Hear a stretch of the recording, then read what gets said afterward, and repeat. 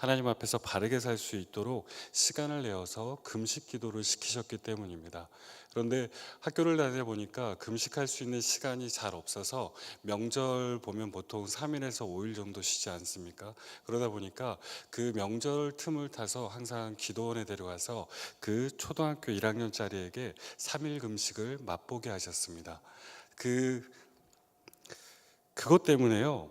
지금 키랑 몸무게가 지금 덜 나가는 것 같아요. 원래는 더 커야 되는데 그때 이후로 조금 부작용이 있는 것 같고, 거기뿐만 아니라 음식을 보면 조금 식탐이 생기는 것 같습니다. 티를 잘 안 내려고 하는데 많이 먹으려고 하고, 그러한 것들이 어렸을 때 그런 기억 때문에 그런 것 같습니다.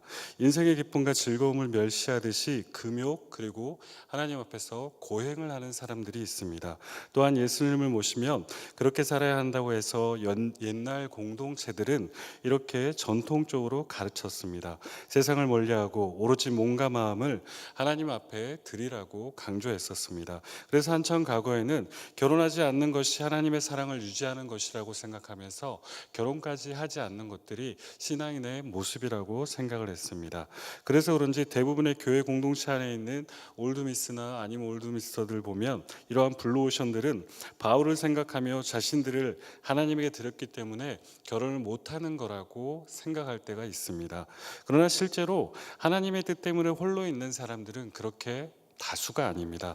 어찌 보면 굉장히 소수에 속합니다. 그런데 90% 넘게 자신이 여기 속해 있다라고 생각하면서 하나님이 나를 결혼으로 인도하지 않는데 무슨 소용이 있겠는가 하면서 싱글 라이프를 즐기고 하나님 탓을 하는 사람들이 있는데, 그런데 잘 생각해 보셔야 됩니다. 하나님은 굉장히 정상적이십니다. 우리를 외롭게 두고 홀로 있게 만든 다음에 그 시간에 나를 향한 사랑을 증명하라라고 하나님은 우리에게 말씀하지 않으신다는 것입니다. 하나님은 우리가 사랑하기를 원하시고요. 그리고 하나님은 우리가 기뻐하시기를 자신의 일처럼 하시는 하나님이십니다. 그런데 하나님의 뜻이 있어서 나를 외롭게 하나보다 이러한 착각은 우리가 하지 말아야 한다라고 제가 4부 설교에 하고 싶었습니다. 오늘 그 인원들이 올라오진 않았습니다. 하나님은 우리가 사랑하기를 원하시고 우리가 기뻐하시기를 원하기 때문에 율법으로 가두어 두고 그리고 즐거운 일, 우리가 기뻐하는 것은 죄가 되지 않겠느냐는 생각은 안 된다는 것입니다. 예수님 우리에게 주어진 행복과 즐거움을 제어하려고 오신 분이 아니십니다. 오늘 본문을 보시면 예수님은 직접 잔치집에 참여하셨고요, 사람과 더불어 잔치를 만끽하셨습니다. 그리고 또 위기에 처해 있는 이 잔치집을 구해내는 역할도 하고 계십니다. 즉 예전의 공동체가 알려주었던 금욕과는 상관없는 행보를 오늘 주님은 우리에게 보여주고 계신다는 것입니다. 본문을 전체적으로 살펴보고 난 다음에요, 잘 알고 있는 본문이긴 하지만 그 다음에 또한 주님께서 주시는 오늘만의 메시지, 어떠한 메시지가 있는지 우리가 묵상하고 생각하는 시간이 되었으면 좋겠는데요. 우선 눈으로 한번 따라가 보겠습니다. 함께 읽었지만 2장 1절과 2절을 보면 사흘째 되던 날 갈릴리 가나에 혼례가 있었다라고 기록되어 있습니다.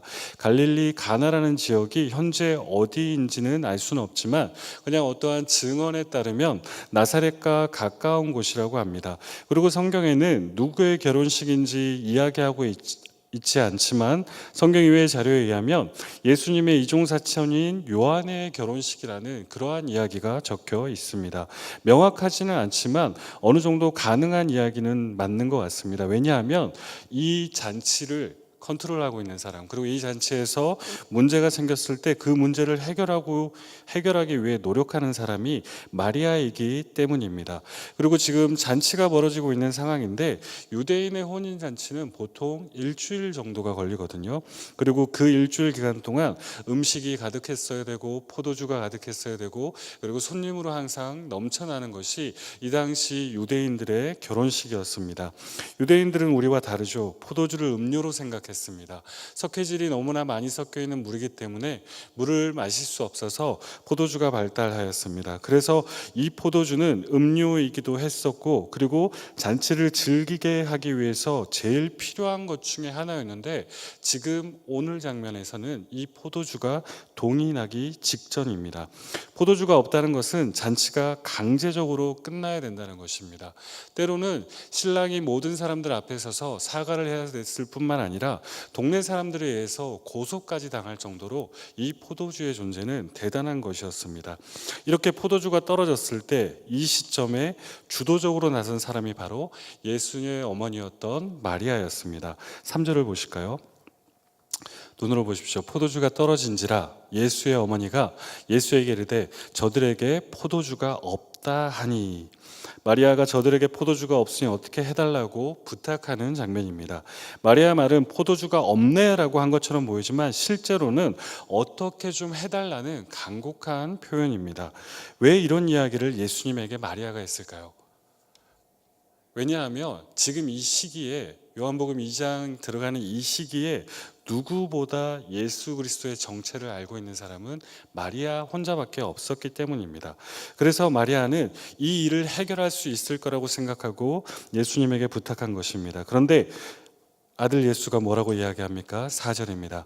예수께서 이르시되 여자여 나와 무슨 상관이 있나이까? 내 때가 아직 이르지 아니하였나이다. 우리가 잘 아는 문장이 나옵니다. 근데 조금 어려운 표현이죠.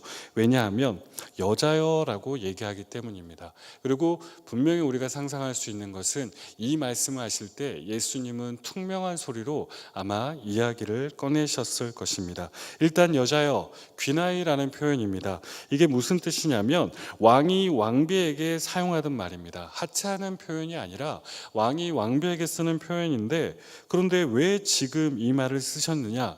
마리아를 무시하거나 마리아를 배격하는 그런 것이 아니라 공적인 하나님의 사역을 마리아가 지금 부탁하고 있으니까 예수님께서 이 표현을 일부러 쓰시면서 사적인 육신적인 관계를 일부러 떼어놓기 위해서 이 단어를 사용하신 것입니다.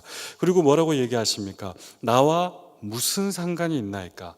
내 때가 아직 이르지 아니하였나이다 라고 하면서 퉁명스러운 어조로 거절하였을 것입니다. 이것은 무슨 뜻이냐면 아직 하나님의 사역이, 하나님께서 예수 그리스도를 통해서 하시는 그 공적인 사역이 시작되지 않았음을 지금 이야기하고 있는 것입니다. 내가 마음대로 하는 것이 아니라는 것입니다. 하나님께서 하라고 했을 때 그때 해야 되는데, 분명 나에게 힘이 있고 능력이 있고 내가 포도주를 넘치게 만들 수 있는 그러한 능력을 가지고 있음에도 불구하고 아직 아닙니다. 왜?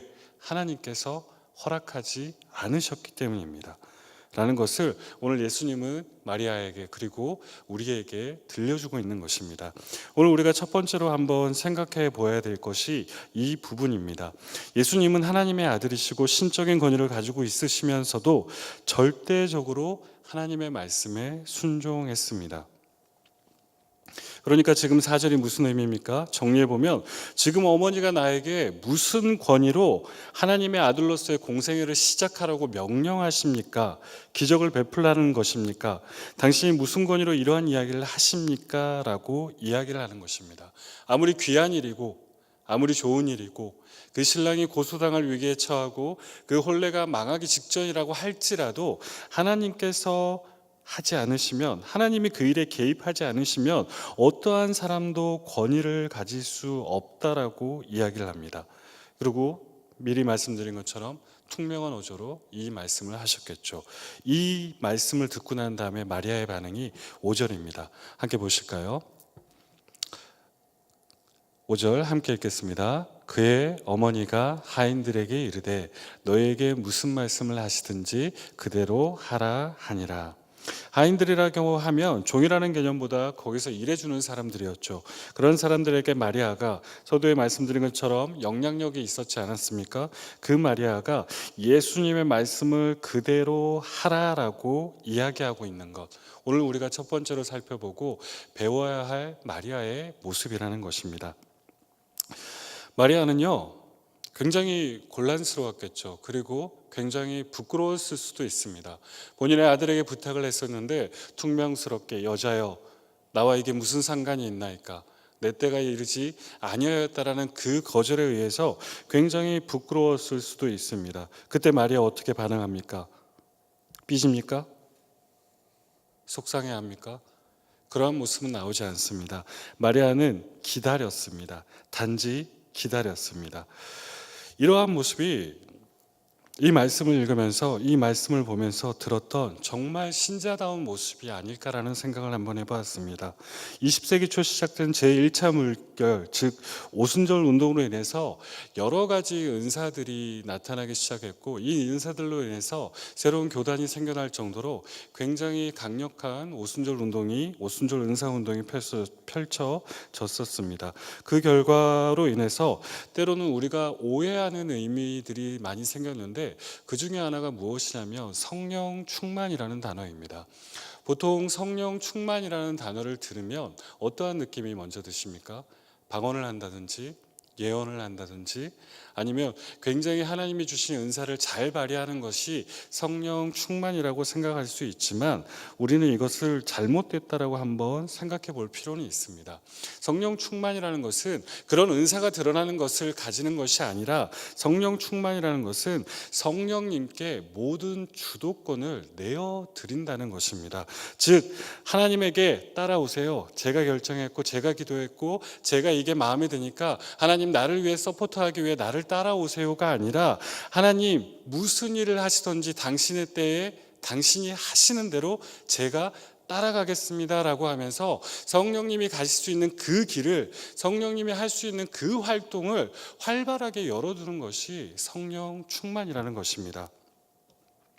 나는 기다리면서 기대하면서 하나님께서 하실 일을 꿈꾸면서 기도하는 것, 이게 바로 성령 충만한 모습인데, 오늘 마리아가 바로 그런 모습을 보여줍니다. 내 생각에는, 내 뜻에 따르면, 그리고 이 상황에 의해서 해결하기 위해선 예수 그리스도가 먼저 움직여 주셔야 되는데 라고 생각을 했지만, 예수님께서 단호하게 거절하십니다. 아니, 하나님께서 원하시는 그 상황과 그때 하는 게 순리라고 얘기했을 때 마리아는 기다립니다.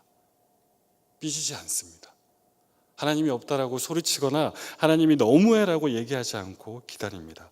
이러한 기다림을 잘했던 사람이 구약 성경에 등장하는데, 누구냐면 대표적으로 이 기다림을 잘했던 사람, 그리고 대표적으로 기다림을 잘하지 못했던 부부가 등장하는데, 바로 이삭과 리브가입니다. 잠깐 설명을 드리자면, 창세기 23장에 보면 이삭의 어머니였던 사라가 죽음을 맞이합니다. 그리고 난 다음에 24장으로 넘어가서 이 어머니를 잃고 힘들어하는 아들을 위해서일지는 모르겠지만, 아브라함이 늙은 종을 데려다 놓고 이삭의 아내를 찾게 하기 위해서 늙은 종에게 부탁합니다. 이러이러한 사람을 구해서 데리고 와 달라고 합니다. 그리고 그 늙은 종은 떠나서 이삭의 아내가 될 리브가를 만나고, 이 사람이 너무나 하나님 앞에 합당한 사람임을 알고 그 리브가를 아내로 삼기 위해서 데리고 옵니다. 그때 리브가를 처음 만나는 이삭의 장면이 등장하는데 24장 63절이거든요. 창세기.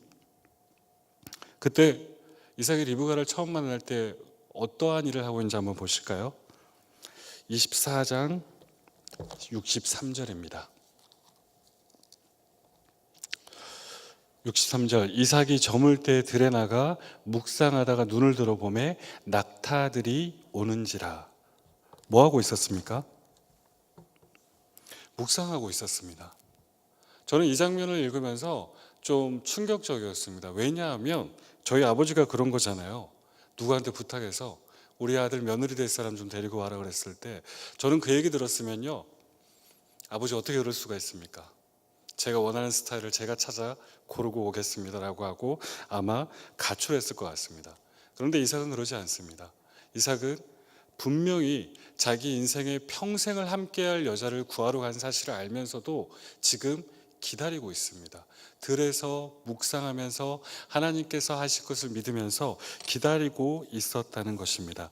이와 상반되는 리브가, 이러한 이삭을 만났는데 리브가는 전혀 다른 모습을 보여줍니다. 이렇게 이삭과 리브가가 만났죠. 그리고 결혼을 했습니다. 그리고 하나님께서 귀한 선물을 주셔서 배에 쌍둥이가 들어가게 되죠. 그런데 뱃속에서 엄청 싸웠다라고 성경에 기록하고 있습니다. 네, 진짜입니다. 저희도 와이프가 임신을 했을 때 보면 위아래에서 움직임이 굉장히 심할 정도로, 그래서 어느 정도였냐면 갈비뼈가 부러질 것 같아서 병원에 입원까지 할 정도로 안에서 굉장히 치열하게 하거든요. 그러한 모습을 성경에서 보여줍니다. 엄청 싸웠답니다. 그때 하나님께서 말씀하십니다. 여호와께서 그에게 이르시되 두 국민이 내 태중에 있구나. 두 민족이 내 복중에서부터 나누이리라. 이 족속이 저 족속보다 강하겠고 큰 자가 어린 자를 섬기리라 하셨더라. 태어나기 전부터 벌써 이 얘기를 들었습니다. 그리고 난 다음에 두 아이가 태어나죠. 그런데 상황이 하나님이 하신 말씀과는 전혀 반대로 흘러가고 있습니다. 왜냐하면 키워보니까 이 야곱이라는 이 아들이 너무나 유약했습니다. 그냥 어머니 품에서 노는 것만 좋아했었고 별다른 일을 하지 못하고 있었는데, 그런데 그 형은 보니까 이 당시 어떠한 시대입니까?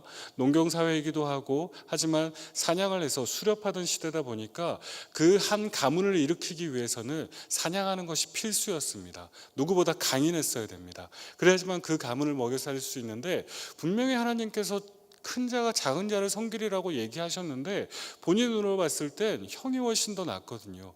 동생은 어떻게 하지를 못하는 너무나 약한 아이거든요.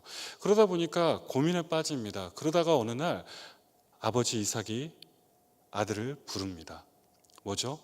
이제 축복하기 위해서. 이 축복은 무엇입니까?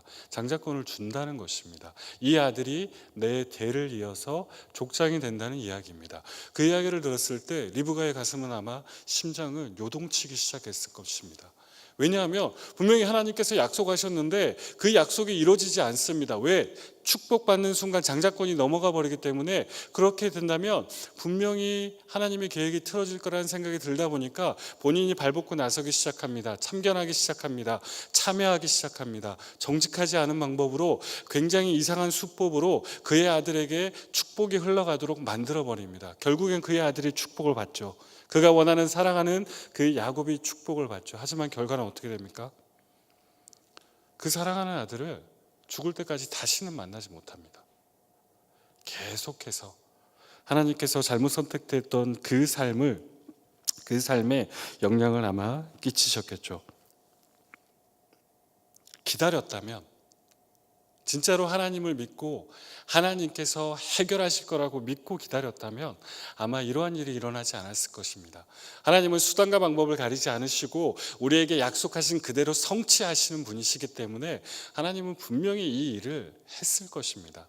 그러함에도 불구하고 기다리지 못했다 보니까 결과가 이렇게 되었다는 것입니다. 우리가 믿는 하나님은요, 수단을 가리지 않습니다. 방법을 가리지 않습니다.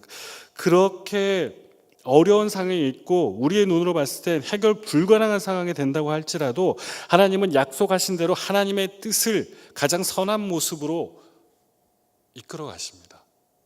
우리가 그러한 하나님을 믿으셨으면 좋겠습니다. 인생을 살아가다 보면 정말 수많은 설교들을 많이 듣지 않습니까? 수많은 설교들을 많이 듣고 그러다 보면 누군가에게, 그리고 어떤 사람들에게 물어볼 때 혹시 인생의 터닝 포인트가 되는 설교가 있었나요? 라고 물어볼 때 대부분 한두 가지 정도 기억나는 설교가 있지 않습니까? 저는 제 인생에서 터닝 포인트가 되었던 설교는 제가 항상 기억합니다. 지금으로부터 딱 15년 전입니다. 상가에 있을 때 담임 목사님의 설교가 그 젊은 시절에, 벌써 40이더라고요. 아무도 안 놀라시죠? 젊어 보이니까. 15년 전에 그 젊은 시절 방황하고 있었던 삶을 완전히 바꿔버렸습니다. 아직까지 기억하고 그 설교를 통째로 외우고 다닙니다. 창세기 38장 유다에 대한 설교를 하시면서 그 삶이 실패한 그 유다, 하지만 삶을 포기하지 않고 하나님과 함께 그 삶을 이겨냈던 그 사람의 이야기를 하던 게 제 인생의 첫 번째 터닝 포인트였습니다. 터닝 포인트 설교였습니다. 목사님이 계신다고 이런 이야기를 하는 건 아닙니다. 저의 사실적인 고백입니다. 그러다가 어느 날 딱 2주인가 3주 전이었던 것 같아요. 또 금요철야 홀파 예배 때 나와서 기도하다가 목사님께서 해주신 주기도문 강해, 거기에 우리라는 단어에 너무나 꼽혀서 4층 구석에 불 꺼놓고 한참을 울다가 갔던 기억이 납니다. 왜냐하면 지금 아이들을 키우면서, 그리고 어떠한 아빠의 역할을 하면서 이 세상을 살아가는 게 결코 만만치 않기 때문에 생각이 점점 좁아졌던 것 같습니다. 우리라는 개념보다는 나라는 개념, 그리고 내가 아무리 넓혀봤자 우리라는 개념은 우리 가족에게만 국한된 삶을 살면서 하나님의 사람이라고 신자라고 얘기하면서 살아왔는데, 그 순간, 그 설교를 듣는 순간 모든 내 마음속에 있던 고집과 아집과 내 생각들이 무너져 내리면서, 하나님, 잘못 살았습니다. 하나님, 겉으로 보기엔 목사, 사람들이 부를 때는 목사라고 불렀지만 실제적으로 나는 나밖에 모르던 그러한 사람이었기에 하나님, 저 다시 한번 회복하면서 다시 한번 하나님이 원하시는 그 우리를 위해서 살아보겠습니다라고 고백을 하고, 제일 먼저 전화기를 들어서 전화를 걸었던 분은 한 전도사님입니다. 부모님께서 10년 넘게 자비랑 선교를 마치시고 난 다음에 고향으로 돌아오셨습니다. 그리고 난 다음에 고향 집에서 농사를 지으시겠다고 집을 지어놓고, 그리고 그 뒤에 교회까지 하나 지으셨습니다. 그 이유가 뭐냐고 물어봤을 때, 선교사로 나가 있을 때 정말로 많은 사람들이 예배할 처소가 없어서 힘들어했던 사실과, 그리고 은퇴하시는 선교사님과 목사님들을 위해서 그분들이 거주할 수 있는 곳을 만들고 싶다는 소망 때문에 일부러 집을 굉장히 크게 만들었습니다. 그리고 교회도 그렇게 지었습니다. 그리고 여전히 그 약속을 8년이 넘게 지키고 계십니다. 어느 누구나 와도 돈을 받지 않습니다. 심지어는 어떤 선교단체는 매번 올 때마다 100명씩 와서 예배드리고 2박 3일 동안 자고 가십니다. 메뚜기 때도 이런 메뚜기 때가 없습니다. 집에 아무리 냉장고에 음식을 쌓아놔도 이분들이 한번 오시면 부모님께서 손수 전부 음식을 대접을 하시거든요. 그래갖고 대접을 하고 나면 도저히 감당이 안 돼서 식당에 가면 굉장히 큰 냉장고 있지 않습니까? 우리 주방에 있는 그런 냉장고, 그게 집에 3대가 있습니다. 거기에다 음식을 항상 넣어둡니다. 비싸진 않지만 우리가 농사지은 고구마나 우리가 농사지은 옥수수나 아니면 우리가 잡아온 돼지들이나 이러한 고기들을 넣어두고 오실 때마다 이렇게 제공을 합니다. 그리고 그 수련을 참가하기 위해서 수많은 목사님들과 교육자들과 선교사님들이 수련에 참가하기 위해서 오시는데, 그분들이 올 때 혼자 오지 않으시거든요. 아이들과 함께 오기 때문에 아이들을 위한 간식도 항상 거기에 준비가 되어 있습니다. 그래서 항상 바쁘시고 이럴 때는 시간이 나면 월요일 날 이렇게 쉬는 날이다 보니까 올라가서 그 수련회를 돕고 그리고 부모님을 돕는데, 한 날 올라갔을 때 과자가 없는 것입니다. 어머니, 이게 무슨 일입니까? 누가 왔다 갔길래 이 과자가 이 자리에 없습니까? 라고 물어봤을 때 아무 말도 안 하고 숨겨놨다라고 얘기를 하시더라고요. 그래서 그때 굉장히 식탐이 많은 저 같은 아이가 왔나? 이 생각을 했었는데, 수련회가 끝나고 알았습니다. 전도사님 애 중에 한 명이 4살짜리 애인데 아토피가 너무 심해가지고 과자를 먹으면 안 되는데, 다른 아이들이 과자 먹을 때 보면 먹고 싶으니까 그 아이가 계속 운다라는 겁니다. 그래가지고 과자를 숨겨놓고 그 아이가 낮잠 자거나 그 아이가 잠깐 나가 있을 때 다른 아이들에게 과자를 나눠줬다는 것입니다. 그리고 난 다음에 그날 밤에 그 나이 드신 전도사님과 이야기를 나눌 시간이 있었습니다. 이야기를 나누면서 여쭤봤습니다. 전도사님, 어디서 사역하십니까? 늙은 전도사 받아주는 데 없어서 가정교회 하고 있습니다. 그럼 어떻게 삶은 괜찮으십니까? 물어봤을 때 아니요, 살아갈 수가 없을 정도로 너무나 힘듭니다. 그럼 저 아이의 치료비는 어떻게 하죠? 저 아이가 저렇게 아픈데, 왜냐하면 밤새 울더라고요. 간지러워서. 그러면 약이라도 발라주면 좋은데 지금 미국이나 아니면 좋은 데서 가지고 온 약을 발라주면 정말로 괜찮거든요. 근데 그 약을 살 돈이 없어서 밤새 우는 아이를 바라만 보고 있는 걸 보면서 괜찮으십니까? 이 삶을 선택하신 거 후회 안 하면서 괜찮냐고 물어봤을 때 괜찮다라고 얘기를 하더라고요. 그러면서 아쉬운 건 하나 있다라고 얘기했습니다. 뭐냐면 세상 사람들은요, 본인들이 정해놓은 기준이 있답니다. 세상 사람들은 본인들이 정해놓은 속도가 있다랍니다. 그 속도가 무엇이냐면 30이라는 나이에는, 35이라는 나이에는, 40이라는 나이에는 이러이러한 삶을 살고 이러이러한 모습으로 살아야 되지 않느냐라고 세상 사람들은 속도를 정해놓는데, 그러나 본인은 생각한답니다. 속도보다 중요한 건 방향이기 때문에 내가 하나님 앞에서 바르게 서 있으면 상관없습니다. 그런데 오히려 믿는 사람들이 저를 더 마음 아프게 합니다. 왜 이러한 삶을 사느냐? 왜 계속해서 이러한 모습으로 살아가고 있느냐라고 얘기하면서 그러한 이야기를 할 때마다 본인의 마음이 아프다는 것입니다. 그런데 그때 그 전도사님이 그랬답니다.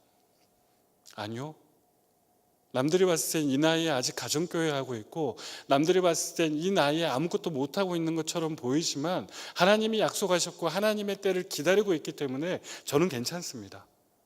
아이가 아픈 건 마음이 아픕니다.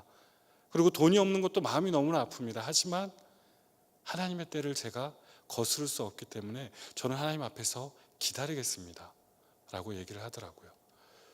갑자기 설교 본문이 바뀌었습니다. 그 이유가 이 전도사님을, 목사님의 설교를 듣고 난 다음에, 우리라는 그 설교를 듣고 난 다음에 무작정 찾아갔었습니다. 그러고 난 다음에 만나고 왔습니다. 그리고 함께 살아갈 수 있는 방법에 대해서 아무것도 못 찾았습니다. 기도할 수 있는 것밖에 없더라고요. 그리고 기다릴 수 있는 것밖에 없어서 그 이야기를 나누고 왔었고, 그리고 또 엊그저께 대구에 내려오셔서 없는 사람끼리 모여서 그냥 따뜻하게 국밥 한 그릇 먹었었습니다. 그러면서 이 이야기를 하고 싶다는 생각이 들어서 주보에 본문이 나갔음에도 불구하고 제가 무리하게 본문을 바꿔가지고 이야기를 했었습니다. 보시면요, 진짜로요, 기다립니다. 예수님도 기다리셨습니다. 마리아도 기다렸고요. 그 다음에 이삭도 들에서 묵상하며 기다렸습니다.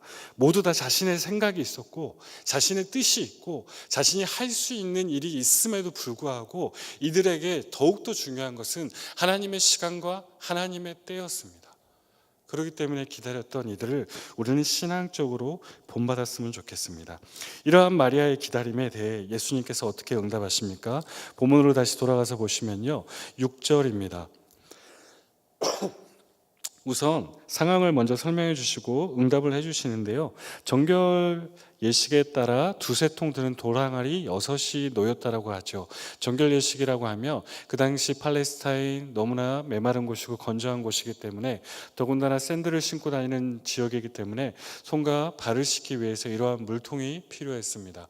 더군다나 유대인들이 더욱더 많은 율법을 만들었죠. 꼭 씻어야 되는 율법을 많이 만들다 보니까 집집마다 이런 정결 예식을 위해 항아리가 필요했고, 두세 통 드는 돌항아리, 지금으로 치면 100리터 정도 되는 돌항아리가 6개가 있었다라고 이것을 기억하게 하시고, 예수님은 두 가지 명령을 7절에 내립니다. 항아리에 물을 채우라. 그리고 8절, 이제는 떠서 연회장에게 갖다 주어라. 우리가 잘 알다시피 이 하인들, 분명 물이 들어가 있음을 알매도 불구하고, 그리고 물이라는 사실을 알매도 불구하고 어디까지 채웁니까? 아기까지 채웁니다. 그리고 자기들의 직속 상관에게 그 물을 떠서 갖다 줍니다. 분명히 혼날 것이죠. 분명히 좋지 않은 결과가 있음을 알매도 불구하고 순종해 버립니다. 이 모든 것들이 합쳐져서 결과가 어떻게 됩니까? 요한이 얘기합니다. 11절입니다. 예수께서 이 첫 표적을 갈릴리 가나에서 행하여 그의 영광을 나타내심에 제자들이 그를 믿으니라. 이 사건의 특징을 첫 표적이라고 요한은 기록하고 있는데, 표적은 무엇입니까? 그 사건의 무게감을 두는 것이 아니라 그 너머에 실체가 있는 것을 보여주는 것인데, 물이 포도주로 변한 것이 이 사건의 핵심 포인트가 아니라 바로 이것을 통해서 어떠한 일이 일어났느냐, 그의 영광이 나타났고, 그리고 11절 후반절에 보면 제자들이 어떻게 했다고요? 예수 그리스도를 믿으니라. 이게 바로 이 표적의 본질이고 오늘 사건의 본질입니다. 연회장은 10절에서 좋은 포도주가 나온 것을 본질로 보았지만, 세상 사람들은 그것이 예수 그리스도를 믿고 난 다음에 우리에게 생기는 본질이라고 생각을 하지만, 실제적으로 예수님께서 이 기적과 이 능력을 베푸신 이유는 믿음 때문이라는 것을 우리는 기억하셔야 됩니다. 이제 이 사건이 우리에게 주는 교훈들을 다시 한번 나열해보고 살펴봤으면 합니다. 첫 번째로, 하나님은 믿는 우리가 기쁘고 행복하게 살기를 원하십니다. 그리고 두 번째로, 기다리며 살아가는 것이 우리의 인생이기도 하고, 하나님의 때를 기다리고 하나님께서 움직일 때를 기다리는 것이 신자의 모습이라는 것을 우리는 잊지 말아야 됩니다. 그리고 세 번째로, 우리는 물이 포도주로 변한 것을 단순한 기적의 일로만 여기지 말고 그 기적이 주는 영적인 의미를 발견해야 됩니다. 이러한 찬양이 있지 않습니까? 예수님이 말씀하시니 물이 변하여 포도주 됐네. 근데 여기가 끝이 아니라 끝에 뭐라고 끝납니까?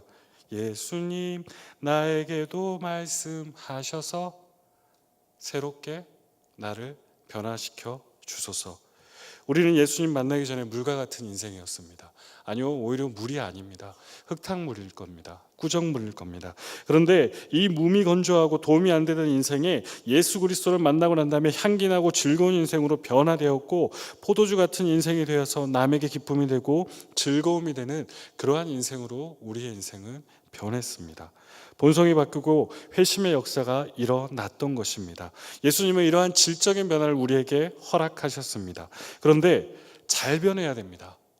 분명 포도주로 변하게 허락하셨지만 변화되어서 잘 말씀으로 갈물이 되고, 그리고 예배로서, 그리고 하나님께서 원하시는 그러한 삶의 모습으로서 갈물이 되지 않고 보관되지 않고 그러면 이 포도주가 떫어지기 시작하고, 남에게 기쁨이 되기 위해서 만들어진 포도주지만 입속에 탁 털어 넣었을 때 쓴맛 때문에, 떫음 때문에 뱉어 버려진다는 사실을 기억하셔야 됩니다.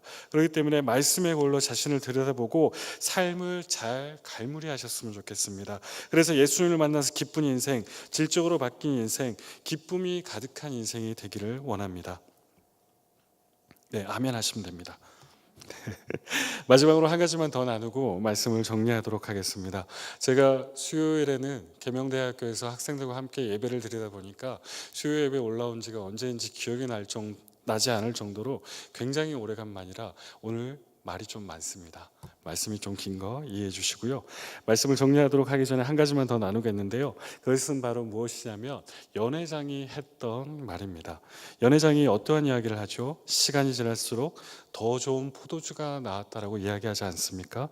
이것이 어떠한 영적인 의미를 지니고 있냐면, 신자들에게 주어진 은혜는, 하나님을 만난 우리에게 주어진 은혜는 가면 갈수록 더 깊어진다는 것을 이야기하고 있습니다. 사람은 망각의 동물입니다. 기쁨까지도 망각합니다. 결혼요? 처음에는 너무 좋지만 그 흥분이 계속 진행되지 않습니다. 호르몬이 몇 주 지나가면 사라진다고 합니다. 새로 결혼하신 목사님들 그리고 전도사님 계시는데, 제가 악담을 얘기하는 것이 아니라 호르몬이 그렇다고 과학적으로 이야기를 합니다. 아파트 처음 사고 잠이 안 오는데 몇 달째 그 행복이 이어집니까? 몇 달이 지나고 난 다음에도 그 아파트에 들어갔을 때, 처음 사서 들어왔을 때 그 기쁨이 유지가 됩니까? 아니요. 세상이 주는 것들은 이렇게 행복과 즐거움이 있다고 할지라도 망각 때문에 사라지기 마련입니다. 그러나 절대 줄지 않는 것이 있습니다. 시간이 지나도 변치 않는 것이 있습니다. 아니, 오히려 더 깊어지고 더욱더 사랑스러워지는 것이 있습니다. 그것이 바로 하나님이며 하나님의 은혜입니다. 그런데 요즘 많은 사람들이 그렇지 않다라고 이야기를 합니다. 찬양 다 거기서 거기지. 말씀 오늘 본문만 딱 봐도 무슨 얘기 할 줄 알겠는데, 그리고 봉사 그거 많이 해서 뭐 하려고. 그런 것들로 내 삶에 은혜가 찾아오거나 은혜가 끼쳐질까?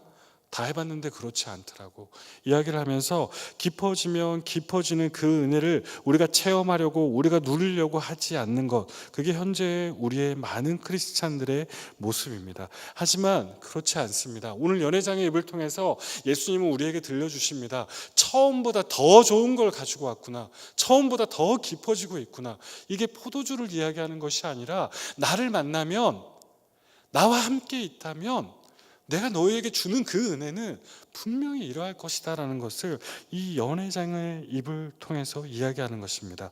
세상이 단물 빠지듯이 모든 것이 점점 줄어들기에 하나님과 우리의 관계 역시 그렇게 될 거라고 생각하지만 그렇지 않습니다. 그러한 생각을 가지고 있다면 버리셔야 됩니다. 하나님이 주시는 그분의 온전하고 완전한 은혜는 만나면 만날수록 더 깊어진다는 사실을 기억하셔야 됩니다. 그렇기 때문에 오늘 지나고 내일 일어날 일들에 대해서 기대하셔야 됩니다. 그리고 그 일을 행하실 하나님의 때와 시간을 기다리셔야 됩니다. 근데 그냥 기대만 할까요? 기다리기만 하면 될까요? 아니요. 기도하시면서 기다리셔야 됩니다. 이렇게 기대하면서 기다리면서 기도할 때 하나님은 분명히 우리 삶 가운데 하나님이 주시는 그 놀라운 계획하심과 그 은혜와 그 누릴 수 있는 형통한 복을 우리에게 주실 것입니다. 작년에요, 교육자 회의하면서 그 긴 시간 동안 그 도서관 건축을 위해서 기도했을 때 그 모습을, 그 모든 것이 이루어졌을 때 그 모습이 저는 잘 몰라요. 왜냐하면 저는 담임 목사가 아니기 때문에. 왜냐하면 저는 그 당사자가 아니었기 때문에. 하지만 어느 누구도 모르실 거예요. 그 과정을 통과하기 위해서 얼마나 많은 기도와 얼마나 많은 시간과 얼마나 많은 사람들로부터 많은 박해가 있었는지에 대해서는 그나마 옆에 있으면서 조금씩 바라봤었습니다. 그런데 문득 그 생각이 들더라고요. 하나님 우리 사랑하시잖아요. 하나님 우리 푸른 초장교회 너무나 이뻐하시잖아요. 그러면 우리가 이 계획을 가지고 있을 때 이 아름다운 뒷동산에 그거 하나 딱 세워주시고 우리가 하나님을 위해서 이렇게 막 치고 나가고 이랬으면 얼마나 좋았을까요? 라고 생각했는데 이 말씀 보면서 또 회개했습니다. 하나님 제가 뭐라고? 제 생각이 뭐라고? 분명히 하나님께서 하나님의 때와 가장 선하신 합리적인 시간에 좋은 것을 이루실 건데 제가 뭐라고 그런 생각을 하고 있겠습니까? 그래서 이제부터는 멍청이로 살기로 했습니다. 어떠한 생각을 하지 않습니다. 그냥 생각과 고민을 안 하겠다는 게 아니라 정말로 하나님께 모두 맡기면서 살아가는 것이 제일 현명한 것을 이제는 조금씩 생각하고 있다는 것입니다. 기다리십시오. 그리고 물이 포도주로 변한 것처럼 변화되는 것을 기대하십시오. 그리고 난 다음에 누구보다 뜨겁게 누구보다 열심히 하나님과 소통하는 기도하셨으면 합니다. 그게 진짜 신자이고 그게 진짜 하나님께서 우리를 통해서 바라보는 모습일 것입니다. 그것을 통해서 우리가 정말로 하나님 앞에서 기쁨을 그리고 은혜를 누리면서 살아갈 수 있는 모든 신자가 되길 간절히 주님의 이름으로 축복드립니다. 저희 함께 찬양하겠습니다. 아무것도 두려워하지 말라 찬양하시고 우리 함께 오늘 들은 말씀을 기억하면서 기도하셨으면 좋겠습니다.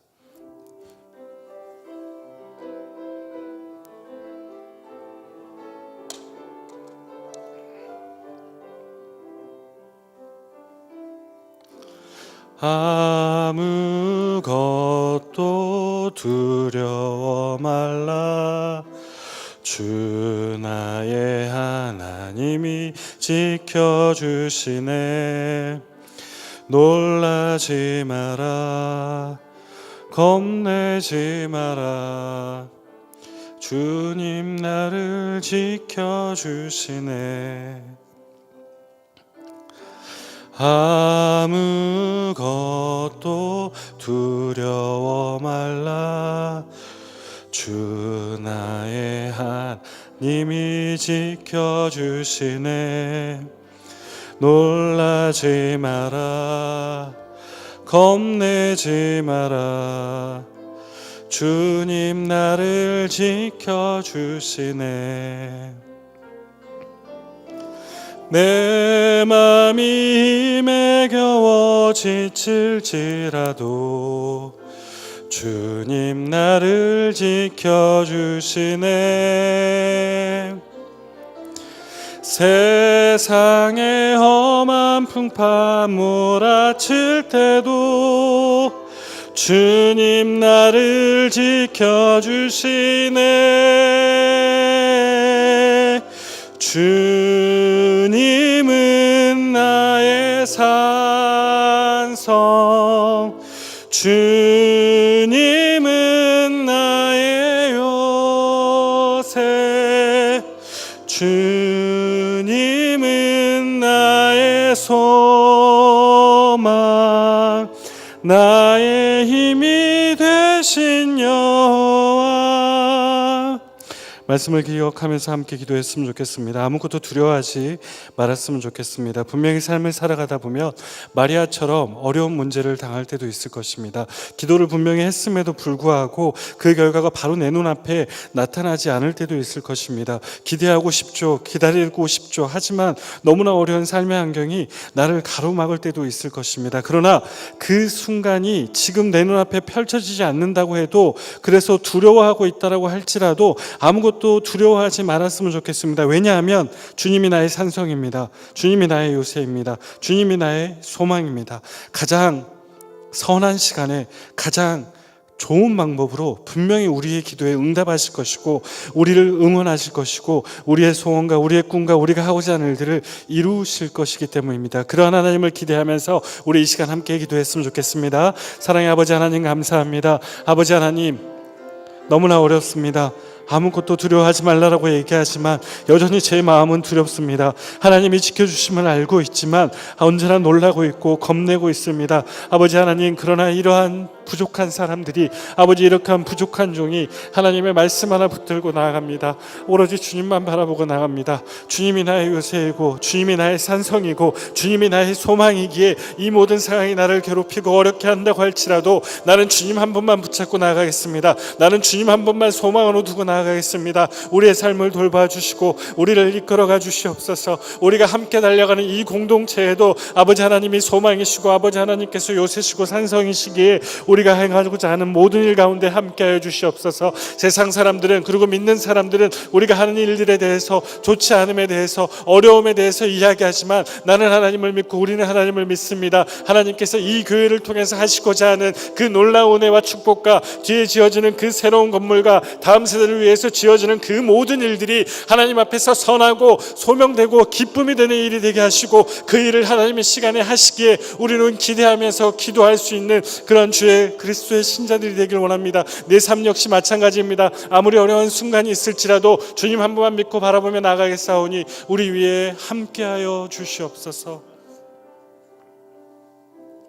하나님 감사합니다. 아무것도 두려워하지 않고 주님만 바라봅니다. 주님의 시간에, 주님이 주시는 그 은혜의 시간에 모든 것이 합당하여 이루어질 수 있도록 우리가 기다리면서 기도할 수 있는 그러한 신자가 될 수 있도록 허락하여 주시옵소서. 감사하고 주 예수 그리스도 이름 받들어 기도드렸사옵나이다. 아멘. 교회 소식 전해드리겠습니다. 도서관 신축공사 기공예배 이번 주일날 오후 1시 30분 공사 현장에서 드려집니다.